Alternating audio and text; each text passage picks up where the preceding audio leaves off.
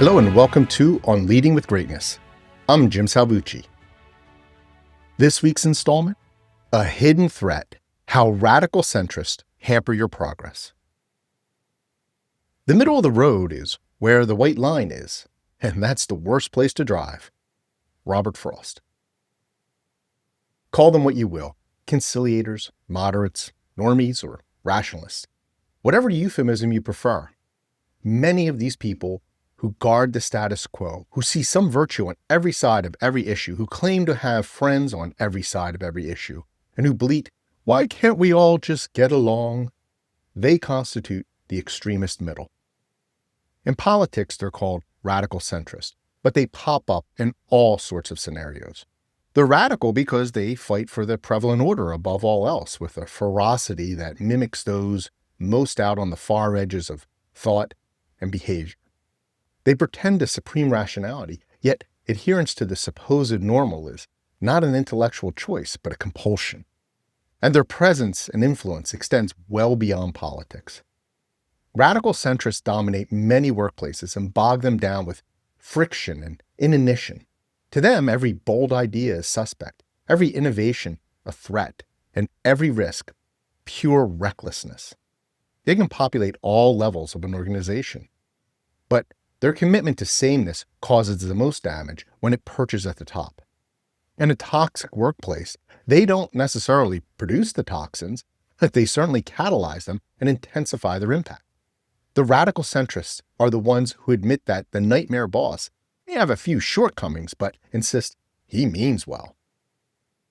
They're the ones who watch their less complacent colleagues suffer under an oppressive administration and tisk that this wouldn't happen if everyone would just give in.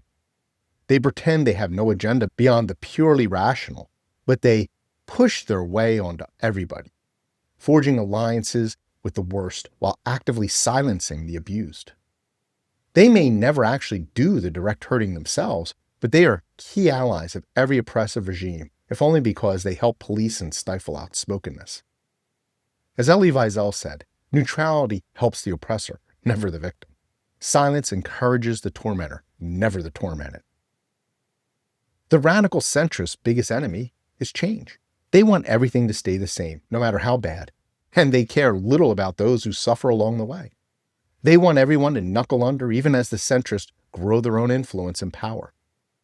Due to sheer apathy or political calculation, they become the go-to stealth operatives of the most insupportable bosses, all along singing that theme song, "Why can't we all just get along?" Putting the radical in radical centrists. I might sound a bit bitter toward the radical centrists, and I am. Too often I've seen their influence serve out-and-out malevolence. I've also suffered under their vicious hostility toward change agency. As a Swizzler, I've long instinctively disrupted the status quo to make progress, and nothing could be more threatening to the radical centrist. The worst will condone or even endorse any expedient to preserve institutional stasis. In my career as a leader, I've literally had radical centrists go around my back and over my head to thwart my efforts at even modest change. And despite the mantra of us all getting along, I've had them exaggerate and even lie about my activities. So critical is the status quo to these people. It's their life force. More than once, I've had centrists falsely tattle on me to my bosses to halt innovation. The fact that I had done nothing wrong was no hindrance. They simply manufactured some behavior to pin on me or amplified rumors. I've seen it done to other well-meaning changemakers as well. The most radical of radical centrists will deploy any means necessary to preserve their existing order. Sometimes they will even sacrifice their success to sabotage change. For instance, when I moved to a new university to start as a vice president, a newly hired school dean was starting there as well. I soon discovered that this dean, my direct report, was a radical centrist. He was full of plans, but all his plans merely replicated what he did at his previous institution, which is just another version of the status quo and almost always a terrible idea. I urged him instead to put those plans aside to study his new school and work to improve its culture, which suffered from long neglect and deep dysfunction. He made it clear that he'd rather hunker down in the mire of malaise and push his tired ideas than take a risk for progress. Not my way at all. Worse still, he misread me as a greenhorn and figured he could go over my head to the university president. The president, being a superb leader, promptly rolled the dean's head back to me to do with what I wanted. I was probably more gentle than I should have been. Eventually, I prevailed on this centrist dean to move on reforming the fundamentals by engineering some early retirements, with a big assist from me, and the school stabilized. Perversely, his success made him disgruntled and pretty peeved with me, and he left abruptly at the start of the new school year. That's right. As a radical centrist, he preferred flirting with insubordination, violating professional standards, and quitting his job to challenging the status quo as he perceived it. Radical centrists in the wild. So how can you recognize the radical centrist in the wild? Well, maybe not in the wild, but rarely wild. How about in their element? It's not always easy at first, because by their nature, they blend right in. After all, they revel in normalcy. In fact, one of their most common characteristics is itself a camouflage.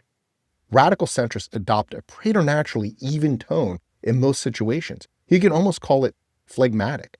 They have an amazing ability to sound like the voice of reason, even amidst others' emotional drama.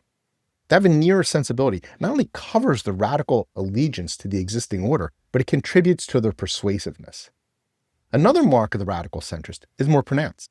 Radical centrists almost always have something to add to any discussion. The more a conversation or decision moves toward talk of change and innovation, the more they speak up, always in that even tone. Calm and reasonable as they may seem, they can be quite judgmental, which they often express through passive aggressiveness. I've seen radical centrists deliver the most cutting remarks with a smile on their face. Yes, that's right. Radical centrists, too, can be bullies. Other hallmarks of the radical centrist include an ability or unwillingness to self-criticize or accept critiques, genuine bafflement at the motivations of change activists, a fixed mindset, and abiding in deep forgiveness for any behavior, no matter how heinous, that preserves institutional inertia. None of these characteristics are unique to the radical centrists, but taken together and observed over time, they paint a pretty good portrait. Round that picture out with the near pathological unwillingness to adjust or adapt, an incapacity to conceive a coherent vision and risk aversion, and you have yourself a radical centrist. The most difficult aspect of identifying and dealing with radical centrists has to do with their own self-awareness, or more precisely, their lack of self-awareness. Radical centrists can better strike that even tone because they are powered by zero doubt in their own convictions. They don't see themselves as radical, not at all. In fact, they see everyone who does not adhere to the existing order as radical, which constitutes just about as radical a stance as I can imagine. So you can probably see the danger of the extremes, be it reckless or gratuitous change or reckless or thoughtless adherence to the status quo.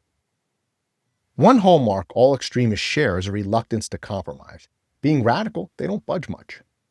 If you find such beings in your organization, call them out on their rigidity and non-cooperation. If they're passive-aggressive, recognize that as a bullying tactic and neutralize it quickly. And at all costs, resist the siren song of radical centrism. It sounds sensible, it sounds right, it sounds reasonable, it sounds easy. But is it? I'm not saying all change is good or that the status quo is always bad. Again, the danger lies in the extremes. Extreme centrism's resistance to change and dedication to the current order can be as damaging as wild-eyed reformation and chaos. The key here is dissent. True leaders have the confidence, humility, fortitude, honesty, and guts to brook dissent. They welcome it, not rebellion, not insubordination, but candid and respectful challenges to their decisions. Radicals of any stripe do not. The purest antidote to radical centrism is to develop a growth mindset among your team. Assure that everyone is open to innovation and improvement, but not addicted to it. Encourage and guide them as they consider the efficacy of making change or sticking to the existing order. What offers the best opportunity to foster success? What serves your team best? Create a culture where everyone instinctively thinks before they act toward or against change. And as for the radicals, once you develop that healthy culture that considers change and non-change as equal possibilities worthy of consideration, they will begin to buy in, or they will simply remove themselves, like my radical centrist dean. Have you run across radical centrism among your colleagues? How do you counter their inertia? Great leaders create cultures that neutralize radical centrism, and I can help. Unlock the great leader within. Download my free resource, the Transform to Greatness Toolkit, now at thegreatleadershiptoolkit.com. I look forward to hearing from you.